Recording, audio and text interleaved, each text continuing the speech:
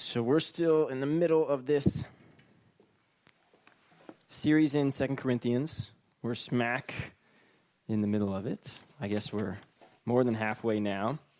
And we've been going through looking at these principles for giving because of chapter 8 and 9 in the book of 2 Corinthians. And this is a section, for those of you who haven't been with us, where Paul's talking about a collection that the Corinthian church agreed they would give to the church in Jerusalem. They would help them in their time of most likely famine.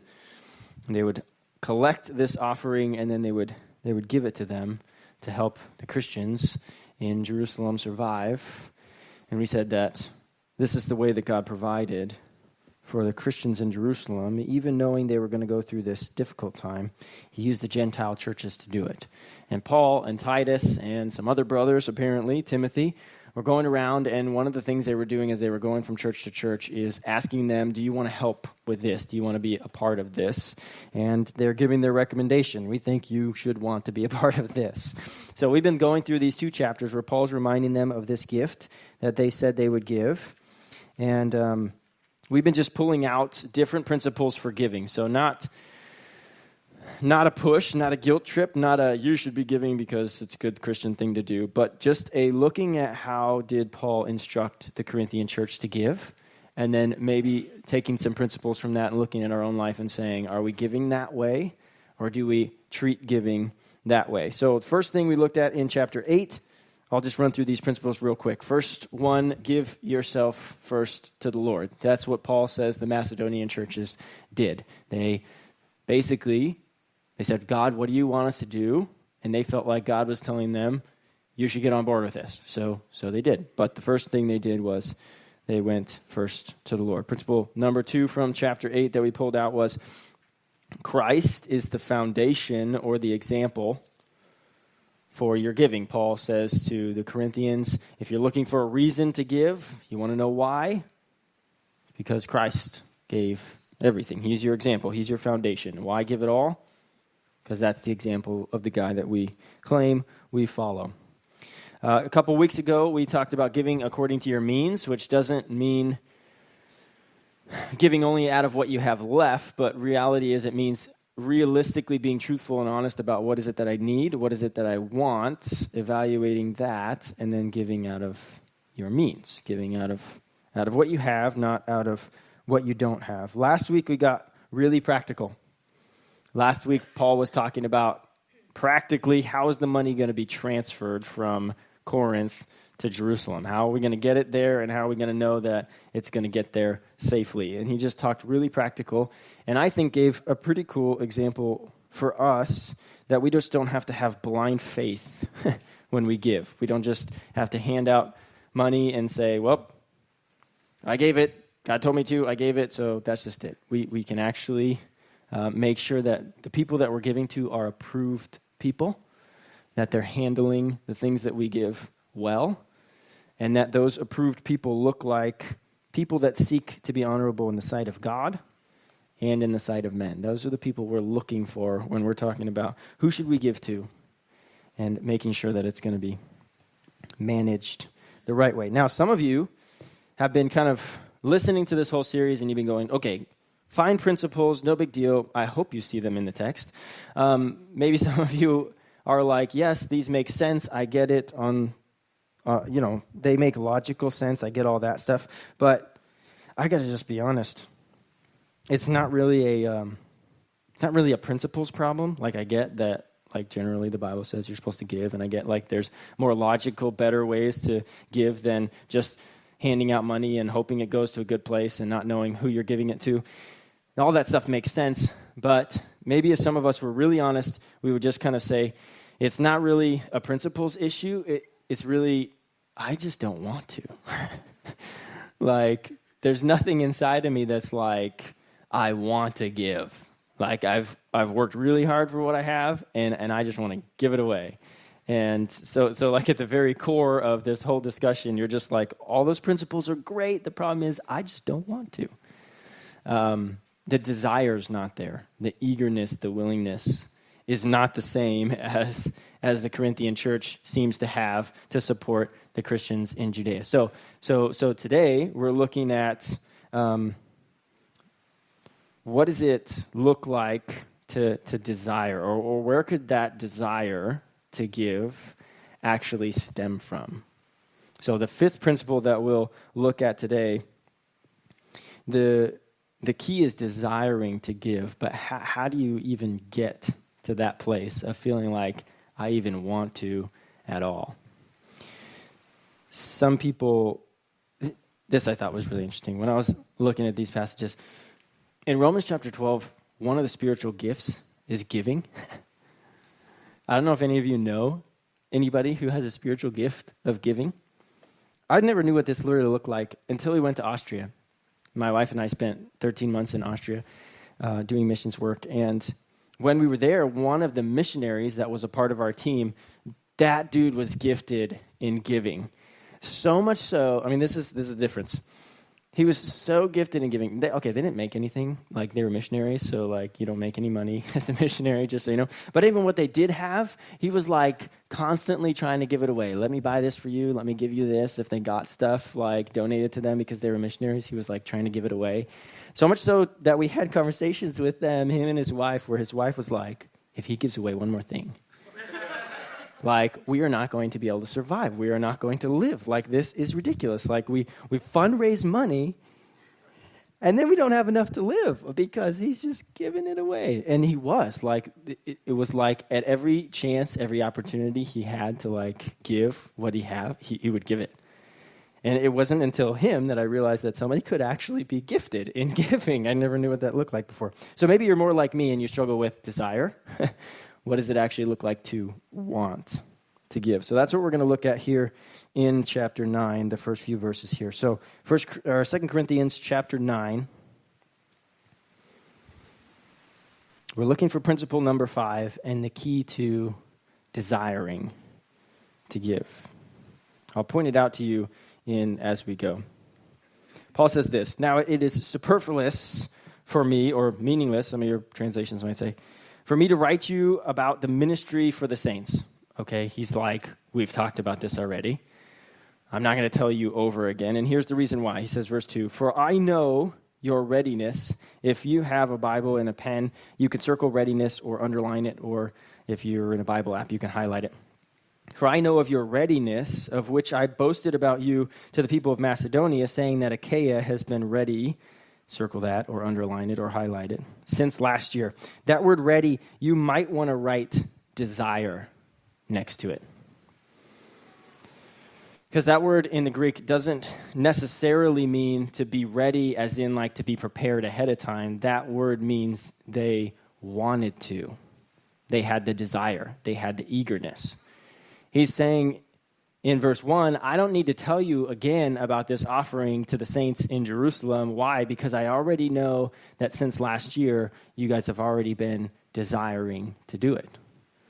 The Corinthian church already wants to give. He doesn't have to convince them. He's saying that out loud. Now, if you're like, where are these places? Macedonia and Achaia, okay, are regions, modern-day Greece. Okay, so Macedonia, northern Greece, Achaia, southern Greece. Okay, so these two Gentile regions, Paul's collecting from both of them, and he's going to take then to Jerusalem. And so here's the interesting part. Paul knew that Corinth is in Achaia, by the way. In Macedonia, you're looking at like Thessalonica, Berea, these kind of churches. Okay, so he goes to Achaia, goes to Corinth, tells them about this gift that they could give. They say, yes, we want to get on board. Then he goes to Macedonia and says, these guys down here, they're ready. They want to give. And motivates them. I don't know if you all remember, but at the beginning of chapter 8, Paul then turned around and used the Macedonian gift to then re-motivate the Corinthians. Okay, so he goes to Corinth. He says, they're on board with us. Then he goes to Macedonia. Look, Corinth is on board with us. You guys should get on board. They say, yes, we want to do it. Then he goes back to Corinth and says, the Macedonians are on board because you're on board, so you better get with it. Okay, he's just building some healthy, maybe, rivalry here. not about comparing, but he wants everybody to get excited about this. There's multiple churches who are excited about giving to the Jerusalem church to help them. That word readiness that we found twice already, and we're going to find it a couple more times, eagerness, desire, doesn't really mean ready like we think ready. So Paul's saying that the Corinthian church already has that willingness. They already have that desire. The question is, how do we get it? Let's keep reading. Verse 3 says, but I am sending the brothers. We talked about the brothers last week that are being sent, Titus, plus another brother from the Jerusalem churches that was appointed, plus another brother from Paul's churches. So there's at least 3 going, plus Paul, plus whoever decides to show up from Macedonia. I am sending the brothers so that our boasting about you may not prove empty in this matter, so that you may be ready. Circle or underline that again. As I said you would be. So I'm sending these brothers ahead of time. The purpose of sending them is to make sure that you're still willing, to make sure that you're still desiring. The purpose of sending the brothers ahead of time is so that they still want to give by the time Paul gets there.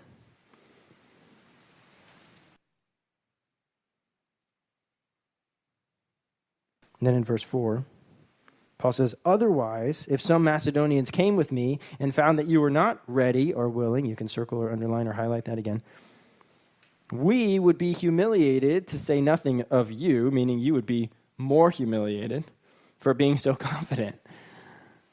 So he's trying to avoid embarrassment. Okay, he's trying to avoid him blowing up the Corinthian church. These people want to give. They're so generous. They're so on board with this, and then them getting there and then being like, well, we're not really sure, actually. Trying to avoid that. So he's writing them this letter. Then he's going to send these people ahead of them, the brothers and Titus, which is probably also going to have this letter with them, 2 Corinthians. He's going to send this letter along with them in hopes that by the time Paul gets there, they'll still be ready. Verse 5 says this, so I thought it necessary to urge the brothers to go on ahead of you to arrange in advance for the gift you promised, so that it may be ready as a willing gift, not an exaction. So this is the second reason Paul gives for sending the brothers. An exaction, somebody read that in a different translation. Begrudgingly. Here it says extortion, Mary. We don't want this to be forced. We don't want you to be guilted into it. We want you to have a desire to give. We want you to be willing to give. That's the form of readiness. The form of readiness here is desire. It's willingness. It's curious because this is, we kind of know this. If somebody gives us a gift, but they give it to us like this.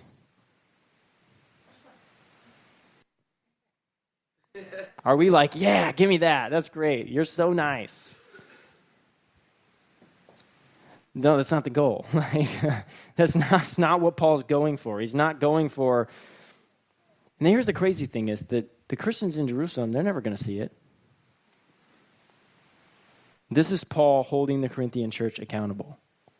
This is Paul saying, no, the point of giving is not because somebody told you had to give, and then you walked up and said, well, I guess I'm supposed to give, so drop it in the box. Here you go. Then you walk away. Can you believe all the money we gave to them? I mean, we saved week after week, and then we gave week after week, and I could have had so much stuff with that money. The point is Paul saying, I want you to desire it, but that's a weird thing. It's one thing to talk about principles for giving. It's another thing to say, y'all should desire to give. Oh, great. How do we do that? How do we get inside the Corinthian mindset example so that as we give in our lives, it's not somebody coming to us saying, you listen to Christian radio station every single day, which means you benefit from us every single day, which means you should probably give. It's not a guilt trip. He's not coming at you saying, you benefit so much from us, now give back. He's saying, we want you to want to do this, but that's a whole nother level of giving. So, the motivation. Here's principle number 5. It's in verse 6. Paul says this, here it is. Or as the ESV puts it, the point is this.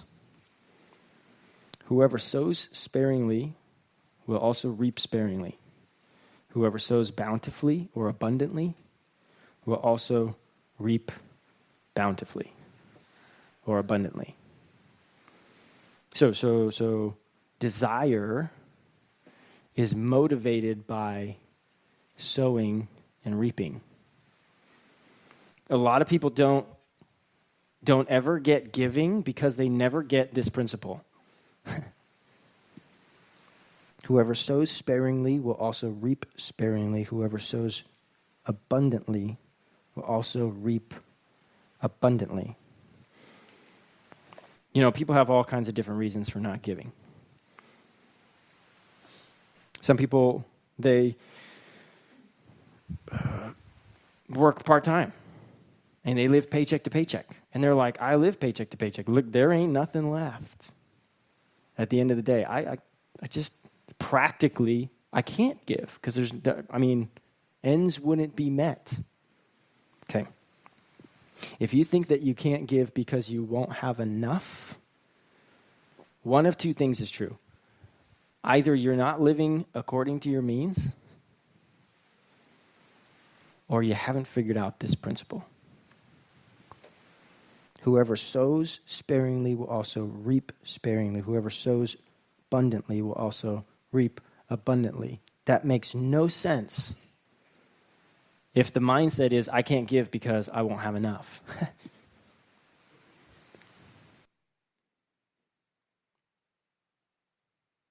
The biggest hindrance to sowing abundantly is living with no margin in our budgets. Because you never have a desire to give. I have a desire to live, and if there's no margin in my budget, there's not going to be any desire to give it away. Unless we understood this, unless we really honestly bought into it. If you can't give,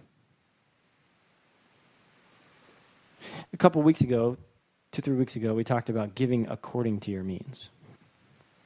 If you don't live according to your means, you'll never be able to give according to your means.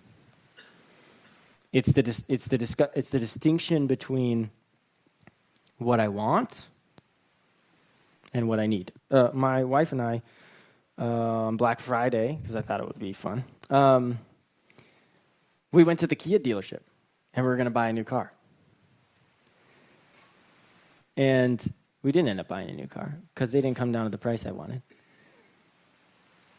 But I ended up telling the guy at the end of what we were kind of negotiating, they were kind of like, no, there's nothing we can do for you. Like, no, we can't do that. And I was like, okay, thanks. I was like, here's the deal. We don't need a new car. The car we have works just fine.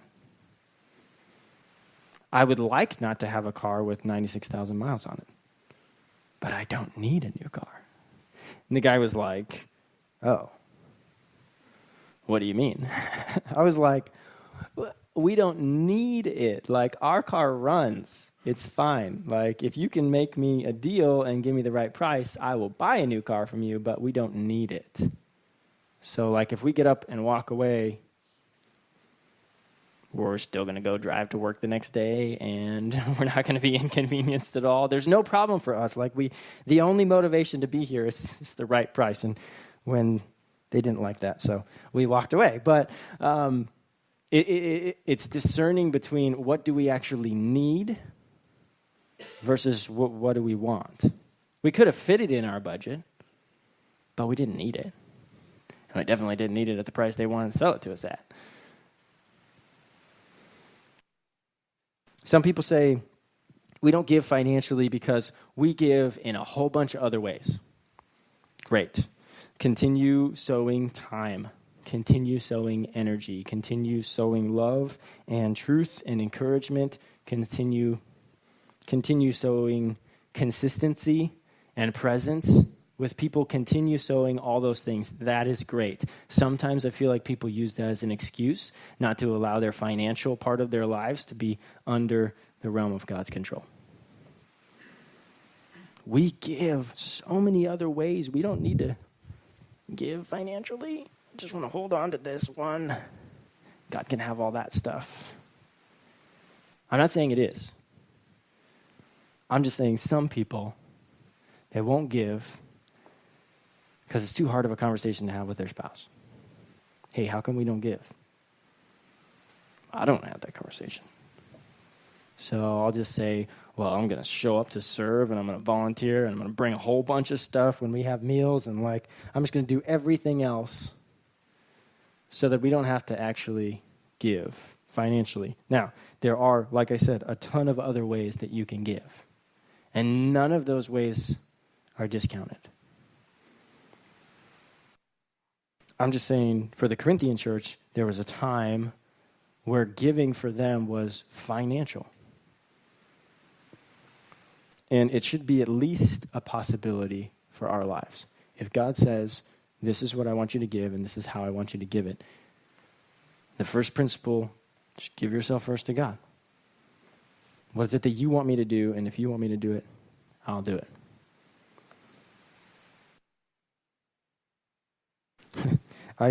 I've thought to people who say, we don't give because we give in so many other ways. I wondered if they understood this principle. Whoever sows sparingly will also reap sparingly. Whoever sows abundantly will also reap abundantly. I wondered if they would give the same response. Because I think it might be different. I can't give financially because I give so many other places. Whoever sows abundantly will reap abundantly. Or maybe you're just not worried about the effects. I don't know. Sowing might look different for each person. This is where some of us get hung up. Because sowing abundantly for some of us in the room looks like $5. But sowing abundantly for other people in the room looks like $500. The goal is not to compare. I've said that in other weeks, and I'm just going to keep saying that. The goal is not to compare. Abundantly looks different for everybody in the room. For some people, abundantly looks like 5%. Abundantly looks like 10%. For some people, abundantly looks like one-time giving. For some people, abundantly looks like regular giving.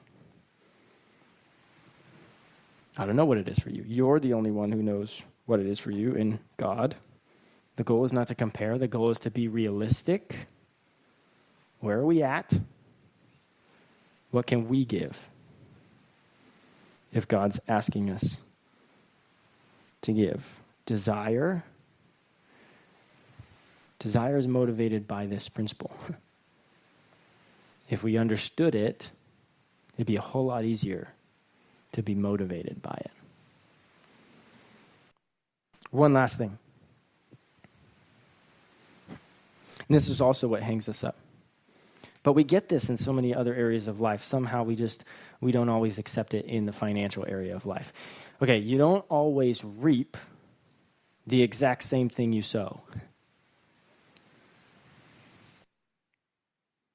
Okay, we get this in other areas of life. Okay, you sow time into somebody's life, you don't get more time back. You don't reap time. You reap their trust. You reap their approval, their favor. Maybe they build you up, they lift you up, but you don't get more time back. But you sowed time. So you don't always reap exactly what you sow. The principle is not that you sow and then reap exactly what you get. The principle is abundance or sparingly. Ryan and Shelby are missionaries.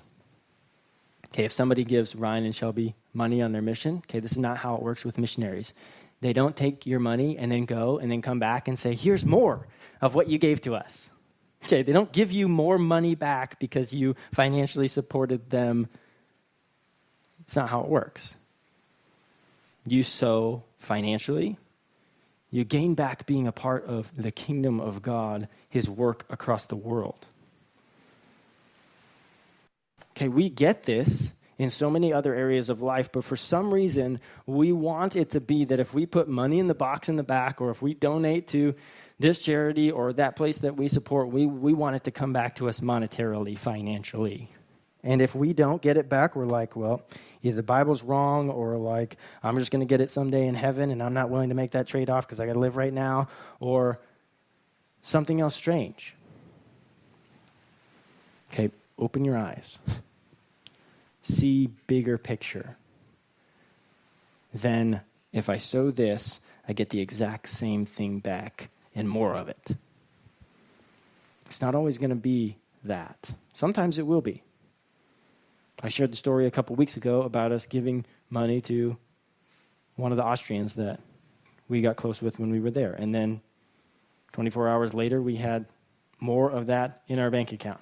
Okay, so that was money for money. Fine. Sometimes it happens, but it doesn't always happen that way. Don't get hung up on that. The principle is, whoever sows sparingly will also reap sparingly. Whoever sows bountifully will also reap bountifully. You want to desire to give. You want to give. Read this principle over and over and over and over until it sinks in.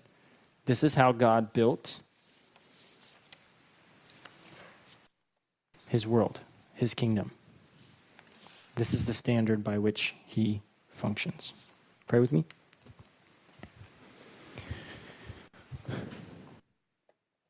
God, this may be the one we struggle with the most. Out of all this talk about giving and stewarding the things that you give to us, how much do we give? How much do we keep? How much do we leverage for your kingdom? God, would you instill in us that this is how your kingdom works, that this is how you function, that all these principles that we're talking about, they don't really make a whole lot of difference if we don't get this one. God, would you make us abundant sowers? Would you take the people who are gifted in generosity, who are gifted in giving, and would you get them to teach us what it looks like to really take hold of this principle and live by it? Not out of selfishness, but knowing that this is how your kingdom's built.